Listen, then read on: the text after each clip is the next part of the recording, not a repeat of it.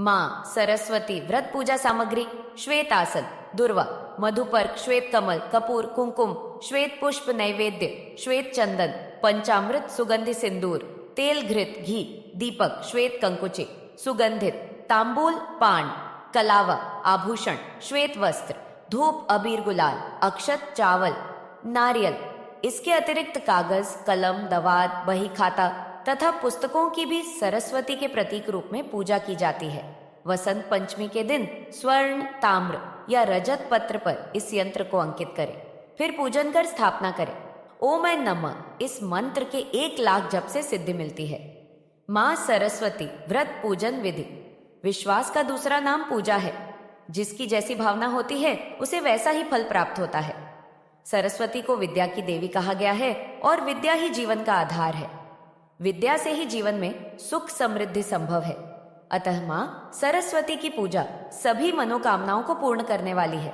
श्वेत वस्त्र, पवित्र विचार, हाथों में वीणा धारण किए माँ सरस्वती बुद्धि, विद्या, धन, संपन्नता, सुख सौभाग्य देने वाली देवी हैं। श्री माँ सरस्वती जी की पूजा इस व्रत को किसी भी रविवार से प्रारंभ कर सकते हैं।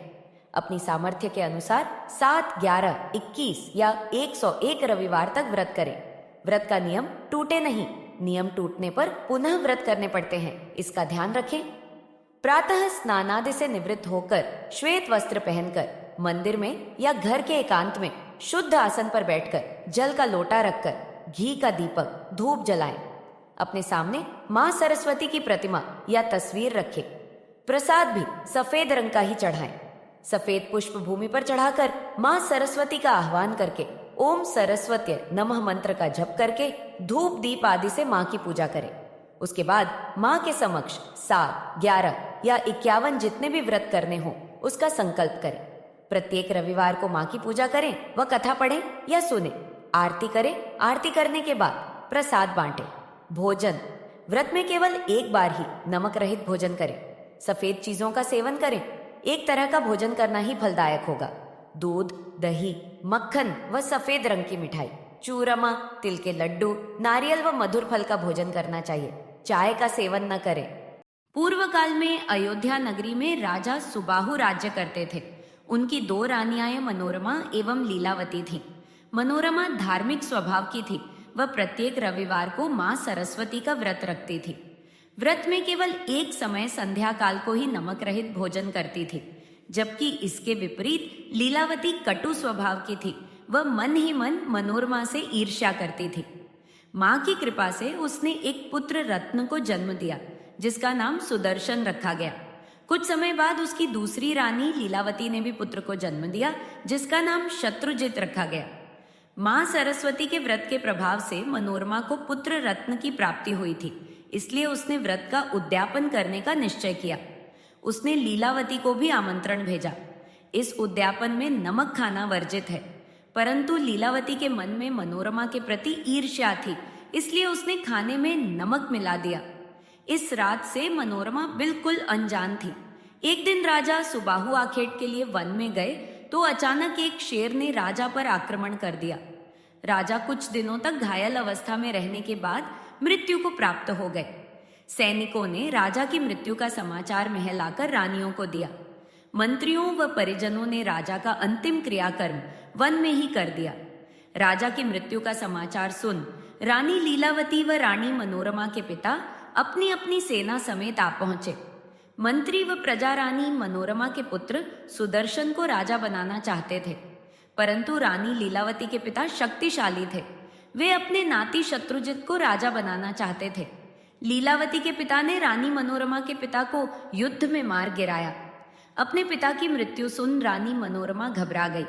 वह अपने पुत्र और एक दासी सहित महल छोड़कर चली गई। घूमते घूमते रानी गंगा पार भारद्वाज और अर्षि के आश्रम में पहुंची। अर्षि ने मनोरमा को देखते ही पहचान लिया और कहा कि रानी, तुम माँ सरस्वती की भक्त हो। तुम यहाँ आराम से रहकर अपने पुत्र का लालन पालन करो।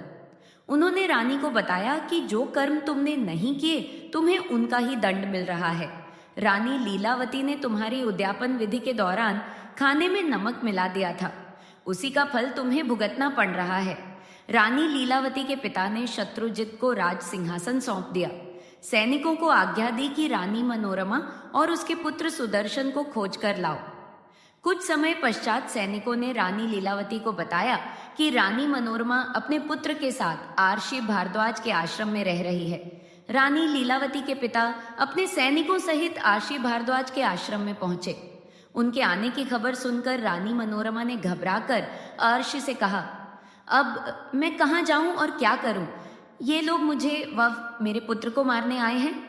हे ऋषिवर, जिस प्रकार महाभारत में जयद्रथ से द्रौपदी की रक्षा मुनियों ने की थी, उसी प्रकार आप भी मेरी रक्षा करें। रानी के नम्र वचन सुनकर भारद्वाज जी आश्रम के द्वार पर पहुंचे, जहां राजा स्वयं खड़े थे।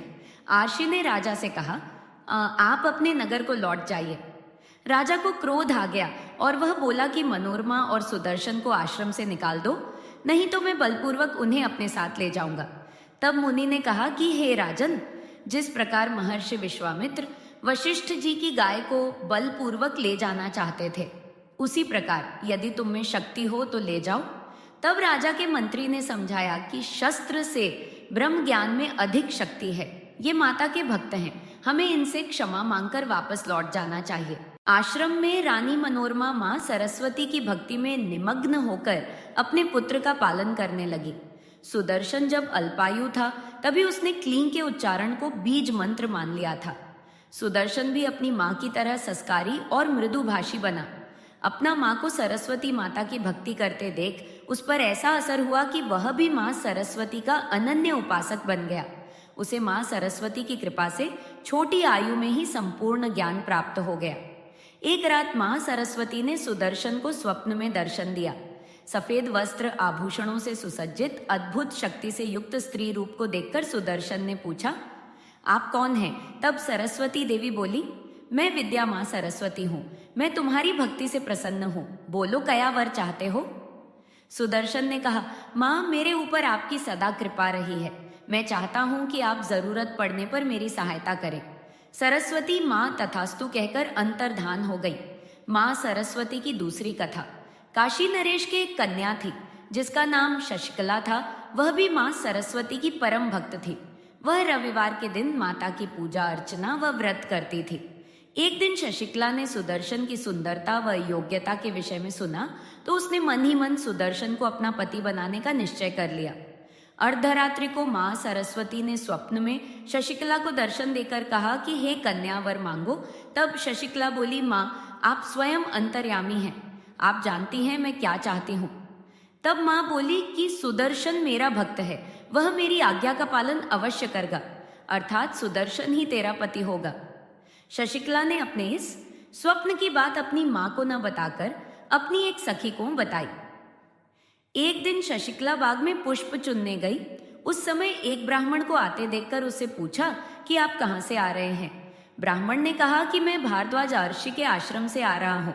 शशिकला ने पूछा कि उस आश्रम में सबसे प्रशंसनीय चीज कौन सी है?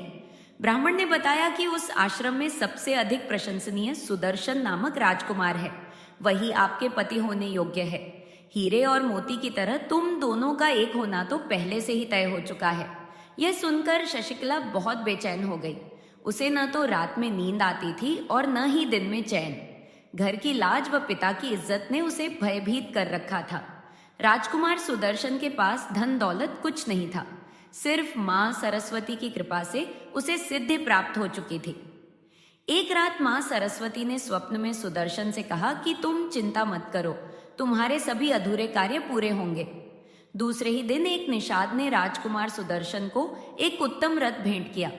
तब आर्षियों ने कहा कि माँ सरस्वती की कृपा से तुम शीघ्र ही एक स्वतंत्र राजा बन जाओगे तथा रानी मनोरमा से कहा, हे रानी, अब तुम्हारा बेटा भूमंडल का राजा बनेगा। यह सुनकर मनोरमा ने कहा कि आपका कथन सत्य हो, मेरा पुत्र सदा आपकी सेवा में रहेगा। इधर शशिकला के पिता को उसके विवाह की चिंता हुई तो उसने उसके स्वयंवर का आयोजन किया। शशिकला ने अपनी सखी द्वारा अपनी माँ तक अपने दिल की बात पहुंचाई। माँ ने सारी बात शशिकला के पिता को बताई। शशिकला के बारे में सुनकर क्रोध आया। उन्होंने कहा कि मैं एक राज्य निर्वासित निर्धन से अपनी पुत्री का विवाह कदापि नहीं करूंगा। शशिकला की माँ ने भी उसे बहुत समझाया, परंतु शशिकला अपने निश्चय पर अडिग रही। शशिकला ने अपने विश्वास पात्र के हाथों सुदर्शन को स्वयंवर में आने का निमंत्रण भिजवाया। सुदर्शन ने स्वयंवर में जाने का निश्चय किया। मनोरमा ने सुदर्शन को स्वयंवर में जाने से बहुत रोका, पर वह नहीं माना। तब रानी मनोरमा स्वयंवर की निश्चित तय की गई जगह पर सुदर्शन को लेकर पहुंची। उधर लीलावती के पिता भी शत्रुजित को लेकर स्वयंवर के लिए आए हुए थे। शत्रुजित के नाना को जब पता चला कि सुदर्शन भी स्वयंवर के लिए आया हुआ है, तो उन्हें बहुत क्रोध आया। वे बोले कि मैं अभी सुदर्शन को खत्म कर दूंगा। परंतु केरल के राजा ने उन्हें समझाया कि हम स्वयंवर में आए हैं, अतः यहाँ युद्ध करना उचित नहीं है। आपने तो इन्हें धोखा देकर राज्य से निकाल दिया था। यह रघुवंश में पैदा हुए राजकुमार कौशल नरेश के पुत्र हैं। हे राजन, अंत में विजय धर्म की ही होती है, अधर्म की नहीं। सत्य का झंडा हमेशा ऊंचा रहता है, अतः आप अपनी कुबुद्धि का त्याग करें। सभी राजाओं के आने के बाद काशी नरेश ने शशिकला को अपना वर चुनने के लिए बुलाया, परंतु शशिकला ने इनकार कर दिया। तब राजा स्वयं शशिकला के पास गए। शशिकला ने विनम्र भाव से अपने पिता से कहा कि मैं पहले ही सुदर्शन को अपना पति मान चुकी हूँ, अतः पतिव्रता स्त्री के समान मैं किसी दूसरे पुरुष के सामने नहीं जाऊंगी। राजा ने अपनी पुत्री का निश्चय सभा में सुनाया तो सभा में हलचल मच गई। लीलावती के पिता ने क्रोधित होकर शशिकला के पिता से कहा कि यदि आप अपनी पुत्री को स्वयंवर में नहीं बुलाएंगे तो मैं जबरदस्ती आपकी कन्या का अपहरण कर लूंगा। घबराए हुए राजा ने पुनः शशिकला के पास जाकर उसे समझाया तो शशिकला ने कहा कि आप मेरा विवाह सुदर्शन से करवाकर मुझे नगर से निकल जाने का आदेश दे दीजिए। तब शशिकला के पिता ने कहा कि जिस प्रकार राजा जनक ने श्री राम के आगे भोले शंकर का धनुष तोड़ने की शर्त रखकर सीता जी का स्वयंवर किया था, उसी प्रकार तुम्हारा स्वयंवर कर दिया जाए तो कैसा रहेगा। परंतु शशिकला टस से मस नहीं हुई। उसने कहा कि मैंने सुदर्शन को ही अपना पति चुन लिया है, अतः यह संभव नहीं है।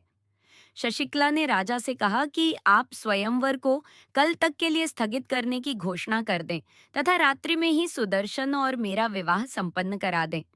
माँ सरस्वती हमारी जरूर रक्षा करेंगी, हमें उन पर पूरा भरोसा है। राजा को अपनी पुत्री का यह मत उचित लगा तथा राजा ने स्वयंवर कल के लिए स्थगित कर दिया। रात्रि में ही काशी नरेश ने विधि विधान से सुदर्शन और शशिकला का विवाह कर दिया तथा उचित दहेज भी दिया और रानी मनोरमा से आग्रह किया कि सुदर्शन मेरा राज्यभार संभाले। मनोरमा ने कहा कि महाराज, आपका कल्याण हो। आप निर्भय होकर अपने पुत्रों सहित अपना राज्यभार संभालें। मेरा पुत्र अयोध्या का ही राजकुमार बनेगा। प्रातः जब स्वयंवर में आए राजाओं को पता चला कि शशिकला का विवाह सुदर्शन से हो गया है, तो कुछ राजाओं ने वहां हंगामा खड़ा कर दिया। राजा ने सभी को भोजन के लिए आमंत्रित किया, तो कुछ राजाओं ने कहा कि जो तुम्हें करना था वह कर लिया, अब हमें जो करना है वह हम करेंगे। कुछ राजा अपने नगर को लौट गए, परंतु कुछ राजाओं ने सुदर्शन को युद्ध के लिए ललकारा। कुछ दिनों पश्चात सुदर्शन शशिकला को विदा करवाकर अयोध्या को लौट आए। रास्ते में शत्रुजित के नाना ने अन्य राजाओं के साथ मिलकर सुदर्शन को चारों ओर से घेर लिया। यह समाचार पाकर काशी नरेश भी अपनी सेना लेकर वहां पहुंच गए। दोनों सेनाएं आपस में युद्ध करने लगी। सुदर्शन बिना किसी डर के अपने रथ को आगे की ओर बढ़ाते रहे। अचानक बिजली चमकने लगी और सुदर्शन के रथ पर एक अत्यंत तेज, सुंदर, आभूषणों से सुसज्जित, 4 भुजाओं वाली दिव्य स्त्री को देखकर सभी चकित रह गए और पूछने लगे कि यह कौन है। तब सुदर्शन ने काशी नरेश को बताया कि ये मेरी आराध्य देवी माँ सरस्वती हैं, मुझ पर कृपा करने के लिए ही पधारी हैं। मैं इनकी कृपा से ही बिना किसी डर के आगे बढ़ता हूँ। दोनों ने माँ सरस्वती को प्रणाम किया। तभी शेर की सी गर्जना हुई और युद्ध स्थल पर भूचाल सा आ गया। आंधी चलने लगी, हाथी कांपने लगे और शत्रु सेना डरकर भाग खड़ी हुई। परंतु तभी शत्रुजित के नाना ने दोबारा सेना इकट्ठी की और सुदर्शन पर हमला कर दिया। तभी माँ सरस्वती ने अपने बाणों से शत्रुजित और उसके नाना को मार गिराया। माँ सरस्वती की जय जयकार होने लगी।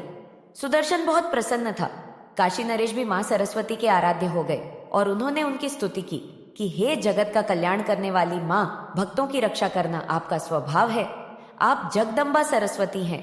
बुद्धि और शक्ति सब आपके ही रूप हैं। मैं आपको नमस्कार करता हूँ। मेरे दामाद सुदर्शन आपके भक्त हैं।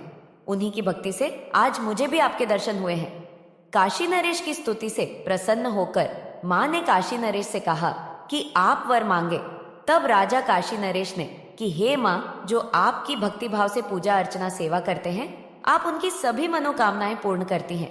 मेरी काशी नगरी में आप सदा विराजमान रहें। इसके बाद सुदर्शन सरस्वती माँ आगे नतमस्तक होकर बोला कि माता, आप भक्तों की रक्षा तो हमेशा ही करती हैं, अब मैं क्या करूं, आज्ञा दीजिए। तब बोली कि तुम अयोध्या जाकर कुल की मर्यादा के अनुसार राज्य प्रारंभ करो।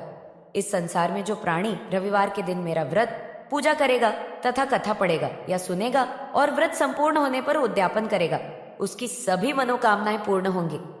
ऐसा कहकर मां अंतर्धान हो गई। बोलो सरस्वती मां की जय। उद्यापन विधि 7, 11, 21, 51 या 101 रविवार के व्रत का संकल्प पूरा होने पर ही उद्यापन करना चाहिए। जितने व्रत किए गए हों उतनी ही कन्याओं को भोजन कराना चाहिए। कन्याओं को, सुहागिनों को नमक रहित व सफेद रंग का भोजन कराना चाहिए। उद्यापन के दिन मां सरस्वती की मूर्ति पर सफेद पुष्पों की माला चढ़ाकर नारियल से पूजा करनी चाहिए। फिर श्रद्धा भाव से भोजन कराकर प्रत्येक को श्री सरस्वती व्रत कथा का यह वीडियो जितने रविवार का व्रत करे उतने लोगों को, या जितना आप शेयर कर सके यह वीडियो शेयर करें ताकि अन्य लोग भी इस व्रत की महिमा को जान सके। फल, यह व्रत कुंवारी कन्या एवं विद्यार्थी तथा मनोवांछित बुद्धि पाने वाले करें तो उन्हें तो मनोवांछित फल की प्राप्ति होती है। सुहागिन व्रत करें तो उसका सुहाग बढ़ता है, अर्थात पति की रक्षा होती है। माँ के व्रत करने से संतान सुख प्राप्त होता है। कहने का मतलब है कि यह व्रत हर तरह से कल्याणकारी है। माँ सरस्वती के प्रमुख 11 मंत्र ओम ऐं नमः, ओम ह्रीं ऐं ह्रीं सरस्वत्यै नमः, ओम ह्रीं ह्रीं सौः ओम सरस्वत्यै नमः, श्री ह्रीं सरस्वत्यै नमः, ओम ह्रीं ऐं ह्रीं ओम सरस्वती नमः, वद्वद वाग्वादिनी स्वाहा, एनम भगवती वद्वद वाग्देवी स्वाहा, ओम नमः पद्मासने शब्द रूपे ऐं ह्रीं क्लं वद्वद वाग्वादिनी स्वाहा, ओम पंचन्देह सरस्वती मय पिबन्ति शस्त्रोत्सह सरस्वती तु पंचधा स्वदेशे भवत्सरित, ओम ह्रीं श्रीं ऐं वग्वादिनी भगवती अर्हण्मक निवासिनी सरस्वती मासस्ये प्रकाशम कुरु कुरु ऐं नमः, ओम नमः श्री ह्रीं वद्वद वाग्वादिनी भगवती सरस्वत्यै नमः स्वाहा, विद्या देवी मम ह्रीं सरस्वती स्वाहा। उपरोक्त सभी मंत्र मां सरस्वती के विशिष्ट मंत्र हैं। इनमें से किसी भी एक का नियम पूर्वक घर में ही पवित्रता पूर्वक 1.25 लाख जप करने से मां सरस्वती की कृपा प्राप्त हो जाती है और संसार में धन जन विद्याओं में प्रसिद्धि प्राप्त हो जाती है।